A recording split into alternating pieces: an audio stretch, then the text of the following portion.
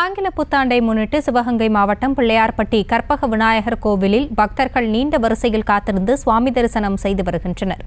இதுகுறித்த கூடுதல் விவரங்களோடு இணைகிறார் நமது செய்தியாளர் சதாமுசேன். சதாமுசேன், வணக்கம். விவரங்கள்.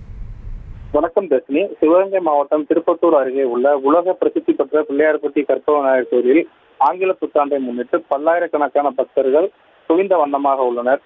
தமிழகம் முழுவதிலிருந்து வெளிமாநிலங்களிலிருந்தும் ஆங்கில புத்தாண்டிற்காக கற்பக விநாயகரை தரிசிக்க பக்தர்கள் வந்த வண்ணமாக உள்ளனர். சுமார் 2 கிலோமீட்டர் தூரம் வரையில் மணிக்கணக்கில் நின்று காத்திருந்து சாமி தரிசனம் செய்து வருகின்றனர்.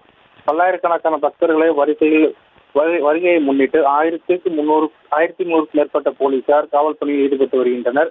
மாவட்ட எஸ்பி தலைமையில் 30க்கும் மேற்பட்ட இடங்களில் சிசிடிவி கேமராக்கள் வைத்து பக்தர்களை கண்காணித்து வருகின்றனர். பக்தர்களின் வசதிக்காக காரைக்குடி, புதுக்கோட்டை, திருப்பத்தூர், சிவகங்கை, மதுரை உள்ளிட்ட இடங்களில் போக்குவரத்துக்காக பிள்ளையார்பட்டிக்கு அரசு போக்குவரத்து கழகங்கள் சார்பில் சிறப்பு பேருந்துகள் இயக்கப்பட்டு வருகின்றன.